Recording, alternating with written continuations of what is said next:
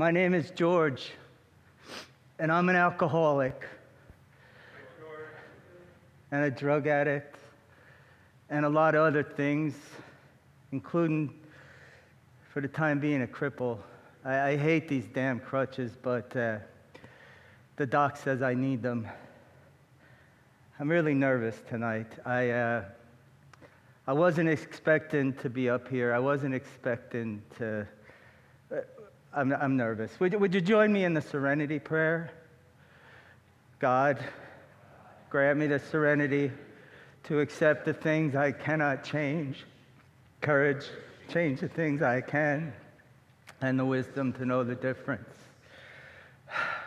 So Phil called me today, and he said we needed a speaker for the 7 o'clock meeting. I wasn't planning on coming, but when he told me why, I couldn't say no. But I didn't think I'd be here. And, well, we've had quite a time, haven't we? I mean, it was just a couple weeks ago, we were all right here in this room talking about the stuff that we alcoholics talk about. We talked about girlfriends and boyfriends and sex and money. We talked about drinking and not drinking. We talked about all the stuff that we alcoholics talk about.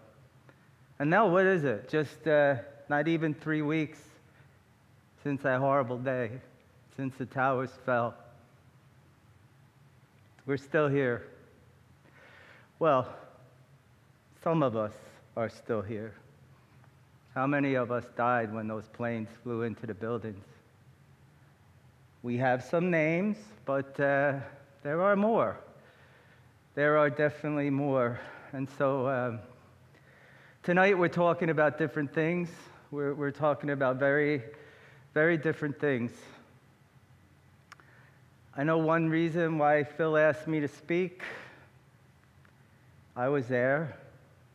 I was right in the middle of it. I was a first responder. I was... the television and the newspapers are talking about how wonderful and how great and brave we all were, first responders. And I'm going to be honest with you. I was a first responder, and I was scared shitless. Scared shitless. I think that's the first time I said it out loud. Scared shitless.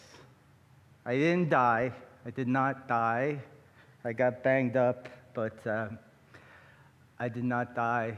And for that, I should be grateful. I could be grateful, but gratitude's been hard for me. I don't think I'm there yet. No, I'm not. There is one of us who is dead and gone for sure. That's Mike. Father Mike, if you like. You all knew him. He was in these rooms all the time. He was the chaplain for the New York City Fire Department, and you knew that. He didn't keep it a secret. He was one of us. He was an alcoholic, and he wasn't ashamed to admit it. He was also a priest, but he didn't talk about that much. He used to just sit sometimes right there, wearing his brown Franciscan, what do you call it? The robes. And he would just sit right there and he'd say, "My name is Mike, and I'm an alcoholic." It was kind of a contradiction between what he was wearing and what he said. But that was Mike. He was a contradiction. I've been carrying his picture around with me because I don't want to forget him.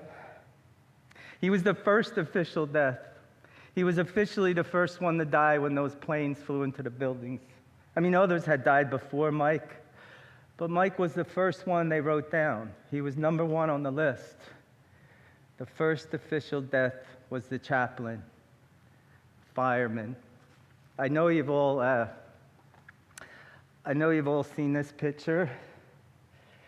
This was in all the papers. Mike being carried out of the building. wearing his chaplain's uniform. He was so proud of that. He wore that uniform whenever he could. He loved it. He loved us. I saw him right before he died. The order was given to evacuate, but Mike wouldn't evacuate. Mike couldn't evacuate. He couldn't get away from the dying. He kept trying to take care of them. He was blessing them and anointing them and doing whatever he could for them so that their going into the next world would not be as bad as how they left this world. I yelled, "Mike! Mike, come on! We gotta go! Come on!" And then the South Tower fell, and it was like he was eaten up by the explosion. The cloud, it just ate him up and spit him out. He finally got out, but they carried him out. I'm sorry, I'm going to put these down.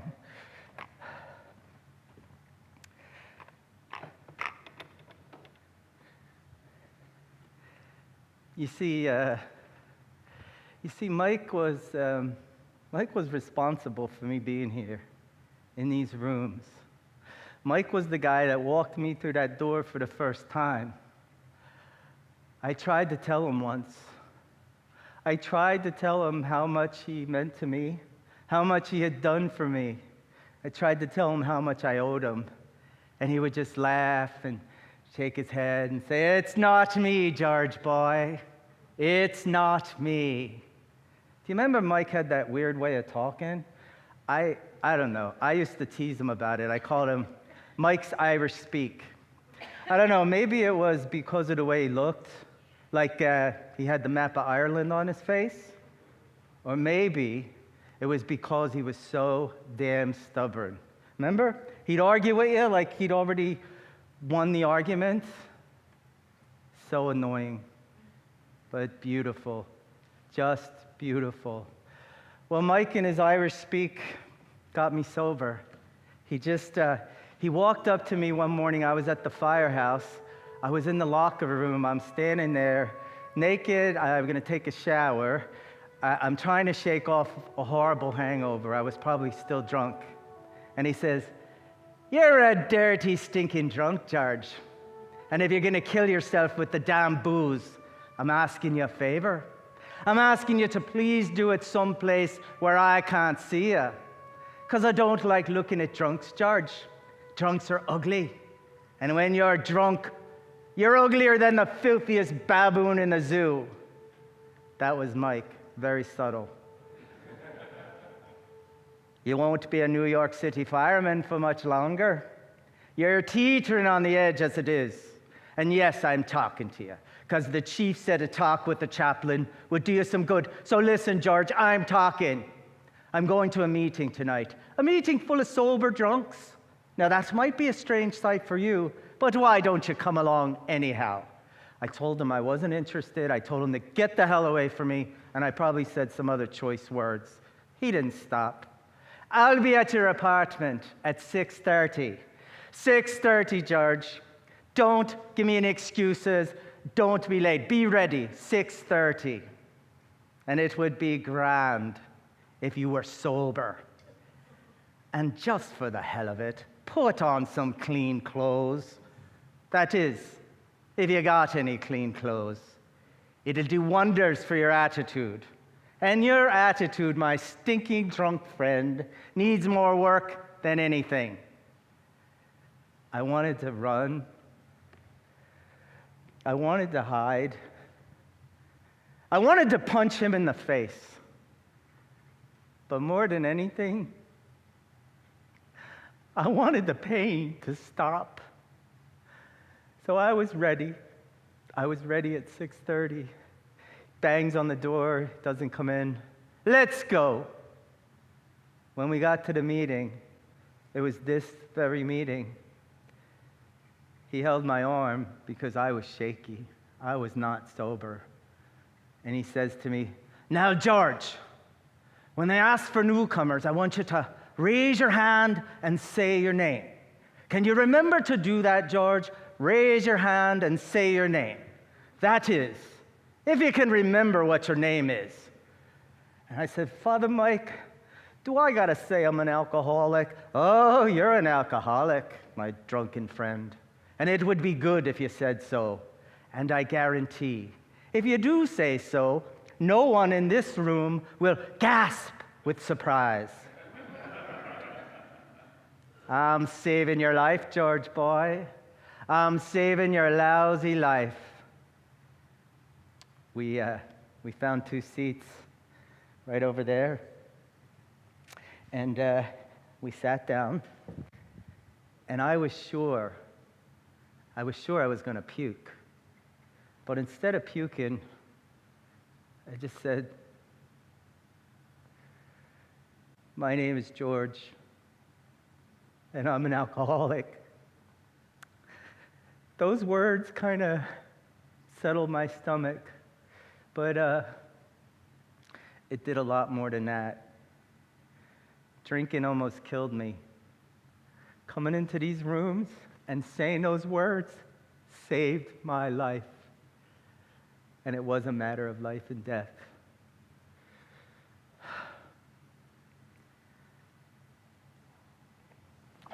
I am glad to be here tonight, grateful even. Mike would tell me to be grateful. That first meeting with Mike, that was the first thing I ever did to save my own life. And like a lot of us, I needed a lot of saving.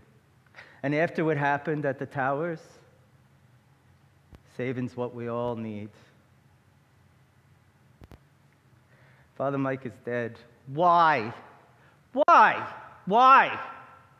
And I'm still talking about him. Why? I got to do more tonight than just talk about Mike. I got to do more than just talk. I got to bring Mike here. I need to bring him here. I need to feel the way that Mike made me feel. You see, Mike guided me. He led me. It was like I was a blind guy and he was the seeing eye dog. He would push me and pull me no matter what I was doing. And I need him here tonight. I need his help. He was my friend. And he showed me a new kind of friendship. And we had a bond. We had a real bond. And I thought that bond would save me. He led me. He guided me.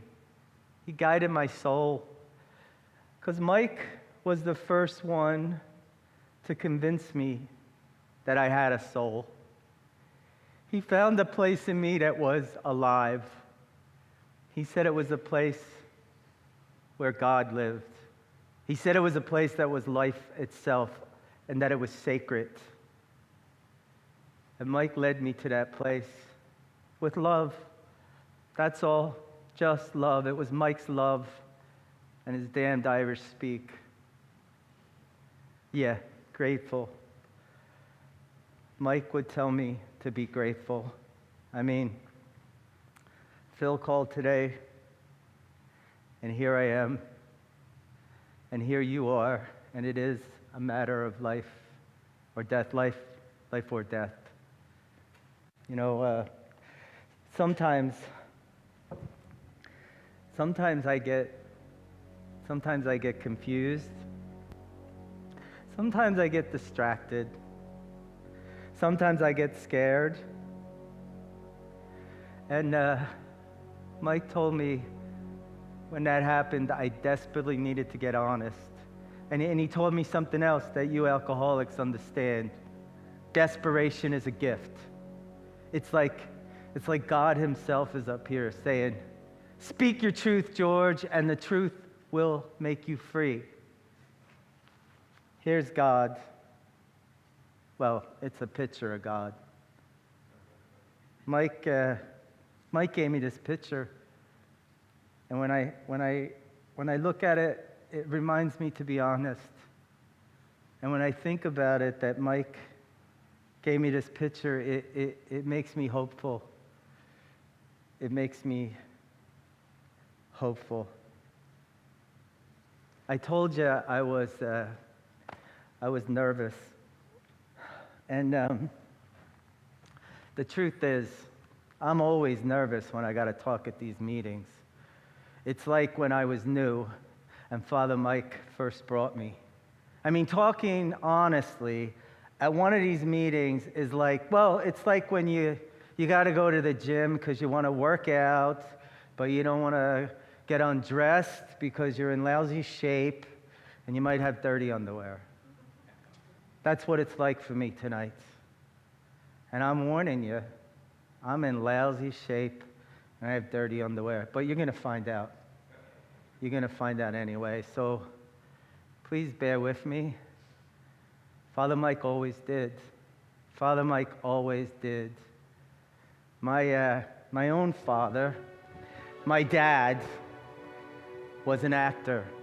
And we went to the theater all the time when I was a kid. I loved going to the theater. I loved seeing my dad on stage in a play, being somebody else. I loved to see him walk differently and talk differently. I loved to see him on stage in a play, being someone else. Because the person he was, I hated. He was one of us. He was an alcoholic. And when he would get drunk, he would just sit in his big chair with his bottle, and he'd have a sad, pathetic look on his face. And he'd look at me and my brother, and he'd say, "I'm sorry, boys. I'm so sorry." And my brother and me, we would just look at him. We wouldn't say anything. We were just kids. We were just kids. And he'd sit, and he'd start to cry. "I'm sorry, boys." That's why we loved to see him on stage in a play where we could hope for a better ending. Living with my dad, it split me in two.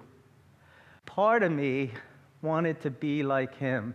Part of me wanted to be an actor. And another part said, "Oh no, hell no, I don't want to be anything like him." So I decided to become a New York City fireman, as far away from my dad as I could get. Or so I thought. And you know what I found out? Being a New York City fireman is a lot like being an actor, but it's a brutal life and death kind of acting. And I found out that my role in the play as a New York City fireman was to create good endings. Not happy endings, good endings. There's a difference. For example, if a fireman risked his life to save a little girl from her bedroom in a burning apartment building, but the little girl dies in his arms on the way down the ladder, that's a good ending. It's not a happy ending. The little girl died. But it's a good ending because the fireman risked his life to save another human being. And that's what I'm talking about tonight. Trying to find a good ending to what seems to be a very bad play. You know what a good ending does? A good ending says there's something beautiful and wonderful to being a human being. Because we humans, we do awful things. We commit atrocities. We fly planes into buildings and kill thousands of people. But if the ending of the play can show that human beings can also be beautiful and wonderful, like the firemen, that beautiful, then it's a good ending. And that fascinated me. When I first became a fireman, I realized that I had the ability to create good endings, not happy endings, but good endings. And that thought occurs to me tonight, that I can decide how the play ends. I can decide if it's a good ending. And I'm desperate for a good ending. Desperation is a gift. It makes me honest. And I'm going to be honest. I'm going to be more honest than you might want. I've given a lot of shares at this meeting and other meetings, and I've talked about a lot of stuff. I talked about George, the alcoholic. I talked about pissing my pants, choking on my own puke, waking up naked in Central Park, being passed out in the gutter. I talked about George, the alcoholic. But I never talked about another side of George. I kept it hidden because it was always too embarrassing, too shameful. I never talked about it. You see, George is one of those guys that falls in love with other guys. George is turned on by men. I'll just say it. George, I'm gay. I'm gay. Now, I know you're not shocked. I mean, there was a time that maybe somebody talking about this at one of these meetings would make people uncomfortable, but it's 2001. Gay people come out all the time. Gay people admit that they're gay. Nobody should be ashamed to admit that they're gay. Nobody should be afraid to admit they're gay. Gay people come out and admit they're gay all the time. But there is one exception. There's one very big exception. You cannot be gay and be a New York City fireman. And that's what I am. George is gay, and George is a New York City fireman, and that can't be. That just can't be. I mean, being gay and hiding it and being a New York City fireman, it's like running into a burning building. But it's like running into a burning building every minute of every day of your life. And yeah, some of you are shaking your heads and saying we're as sick as our secrets. That's true. And I'm going to tell you, being gay was my secret. It was mine. It was something that I kept hidden because I was a New York City fireman.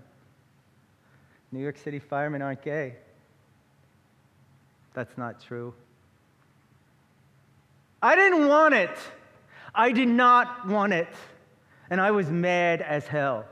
And who was I mad at? I was mad at God. God did this. It was his fault. I didn't just wake up one morning and say, gee, George, you know what? I think I'll be gay. No, of course not. It was only after a long and painful time that I realized that men turned me on and women didn't. But I was told that there was something very wrong about that. Something very, very bad. Evil, even. So, after I finally admitted to myself that I was gay and it was God's fault, well, God and I were never really like buddies anymore. We're kind of like guys who owe each other money, but we can't decide who owes the most. We're like guys that aren't going to have lunch anytime soon. And yes, things are still very tense with God, but you alcoholics understand being tense with God. Father Mike understood being tense with God, even though he was a priest, maybe because he was a priest. Father Mike understood being tense with God. So when I finally decided that I had to tell someone that I was gay, I decided to tell Mike. And it wasn't an easy decision because I thought, oh, he's going to go into his Irish speak. But I finally worked up the courage to tell him I was gay. And when I finally did, do you know what that bastard did? He laughed at me. He laughed. George, you're telling me you're gay, and you're saying it like it's some big, deep, dark secret that no one else in the world knows. And you know what I say, George? So what? So what? And that's what Almighty God is saying. And have you bothered to thank God for it? Have you bothered to get down on your bony fireman's knees and thank God that you're gay? Have you bothered to do that, George? I said, you're nuts, Mike. You're absolutely nuts. Get real, George. Get real. You're gay. So what? So am I, George. I'm gay. It's just the way God made us. And I have a little suggestion for you. If it's what God wants, I suggest you hang on to it and love it. You're telling me you're a priest and you're gay? That's disgusting. All right, George.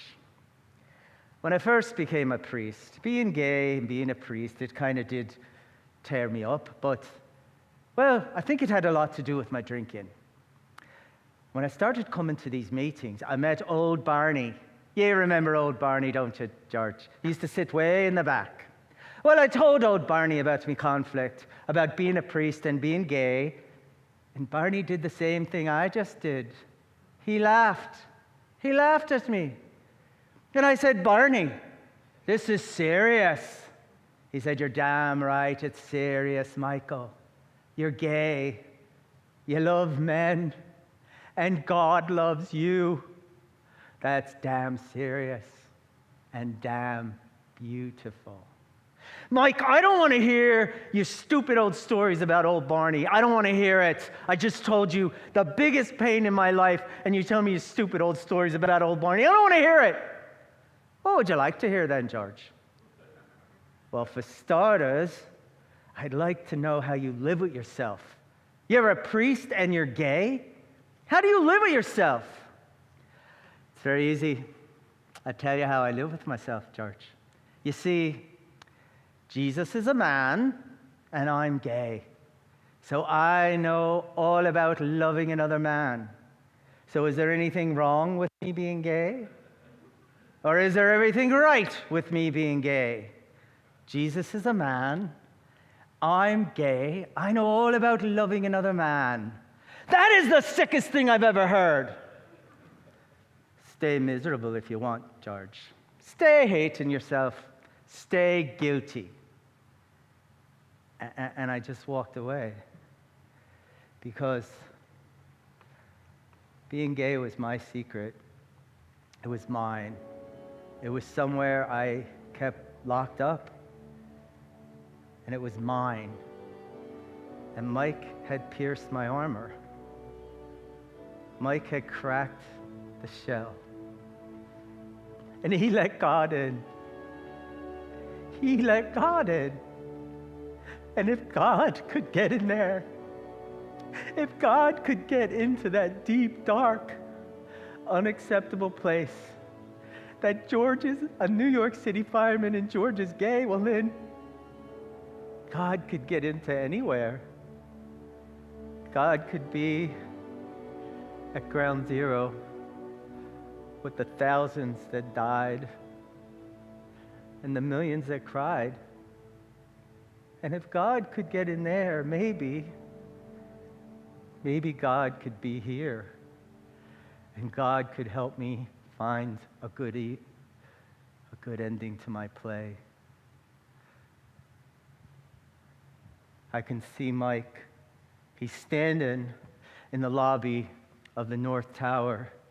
He's looking towards the South Tower as the bodies hit the concrete from the people jumping. All around him are dead bodies. There's pieces of bodies. There's a purse. There's a shoe. There's an arm. And he's standing there, and his arms are moving in and out. It's like he's in a trance, and his lips are moving. But I'm yelling, Mike, Mike! And I get closer, and I can hear him yelling. I can hear him yelling, make it stop, Jesus. Just make it stop. Make it stop, Jesus. Just make it stop. And I yelled to him. I yelled, Mike, come on, we gotta go. We gotta go, come on, Mike. And he pointed to the frozen escalator. And I said, no, Mike, no, you can't go that way, no. And then the South Tower fell. And it was like the exploding glass and the debris.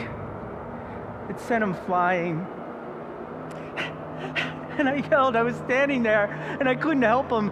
And I couldn't yell. I couldn't speak. And then I got hit, and I couldn't see. And I just laid there. I was buried up to my waist in the dust and the screaming. And I wanted to die. And they carried Mike out dead. And they carried me out alive. But I haven't been happy about it. But I am realizing something. I am realizing that you are my family. And there is love here. And that love is enough. It's enough.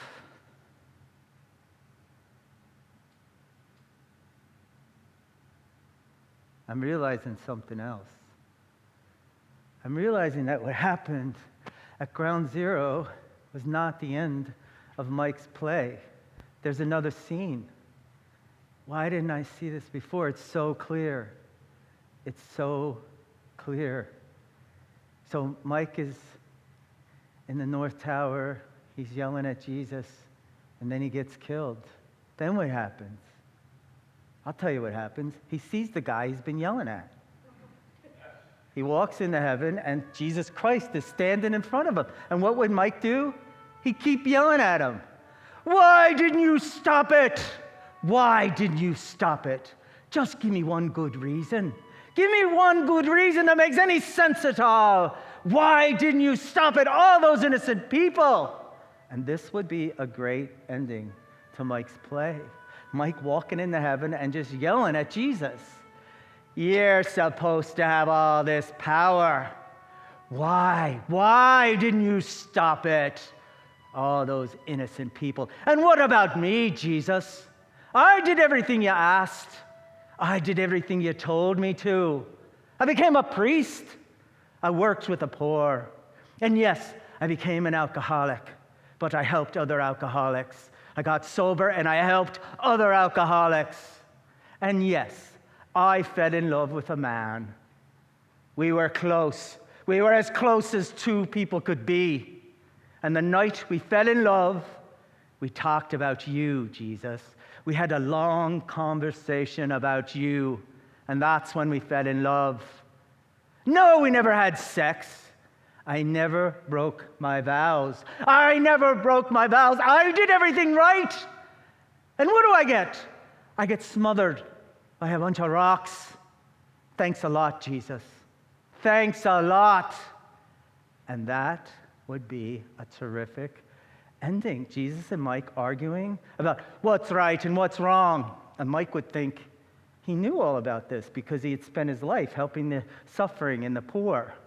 And I think at one point, Jesus would say, Mike, I love you. I love you, Mike. Oh, I love everyone. But you alcoholics, I really love you. You're so much trouble. You and your adventures. That's why I love you so much. I think Jesus would say that just to shut Mike up. And they'd have this long argument. And out of this argument would come a giant spotlight of the human soul, spirit. Jesus and Mike arguing about, why do good people suffer? What's the point of it all? Are we being tested? Why does God send catastrophe? Are we being punished?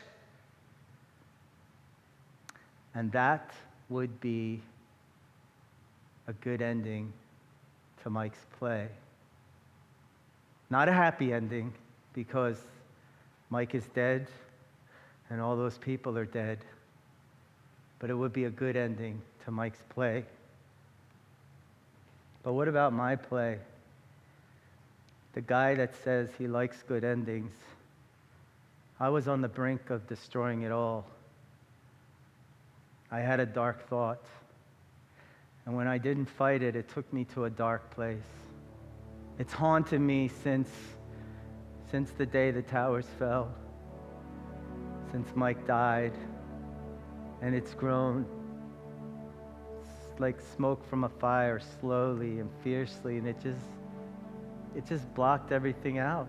I mean, the sunlight was gone. And I made a decision. I didn't agonize over it. It was like flipping a switch.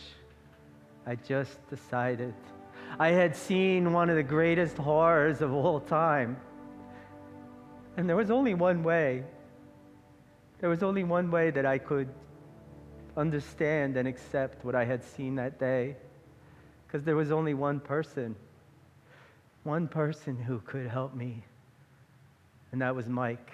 Mike could have turned it around. Mike could have showed me how love could still make it a good ending. Mike would have done that. He could have put the focus back on love. But Mike was gone, dead. And the dark thought came, kill yourself, George. Just kill yourself. And I just said yes. I shook my head, and I said yes. And in no time at all, I had it all figured out. I was going to do it the easy way, my way, because I'm an alcoholic. Whiskey and pills. I got some whiskey and I got some pills, and I said, I'm going to take the pills, and I'm going to drink the whiskey until everything fades away. I actually said, if I kill myself, I won't have to die of anything else. I actually said that. Beautiful, right? So, I got some whiskey, and I got some pills, and I set them on the table in my kitchen.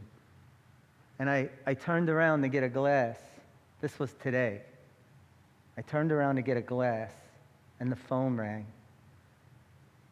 And I decided to answer it. And it was Phil. It was Phil. And he says to me, Father Mike was supposed to speak tonight. Can you come and take his place? And what I heard myself saying in my head was, well, gee, Phil, I'd love to, but I got some whiskey, I got some pills, I'm going to kill myself, so no, I can't do it. But that's not what I said. I said, sure, Phil. I'd love to come and take Father Mike's place. And here I am. And here you are. I was ready. I was ready to kill myself. I was ready to walk into the great beyond and face Mike and Jesus. I could just hear them. That poor bastard. I mean, the pity of those two would be worse than hell. So I'm standing before you tonight to say that I've changed my decision. I'm not going to do it. This drunk, this gay alcoholic first responder who saw up close all the horrors of that day and just said I was going to just give up. Well, I'm not going to do that. But what do you do? What do you do with all that scary stuff, all that dark, horrible, scary stuff? What do you do? Well, you don't kill yourself with whiskey and pills. There will not be a headline tomorrow that says first responder kills himself or gay alcoholic drinks himself to death. That headline is not going to get written because I have decided to stay. And I've decided to let you all help me. And I have decided to get rid of these. I'm going to leave these up here. If somebody could get rid of them. And for the first time in my life, this gay alcoholic first responder is not mad at God. God and I are still like guys that owe each other money, but I decided to pay up. And well, I'm taking Father Mike's place up here tonight, and I'm going to keep doing that. I mean, I can't, somebody's got to. I could just hear him now. I can't do what he did. I can't bless people before they die. I can't anoint them. I can't give them bread that they believe is Jesus. But I can do something that Mike taught me to do.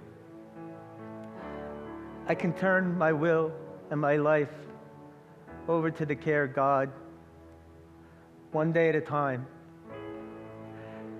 And I can tell the truth. And Mike also taught me that the truth sets us free. And if Jesus and Mike are still arguing out there, I don't want to interrupt their conversation. I want to thank you all for letting me be of service, and thank you for letting me share tonight. Thank you, and good night.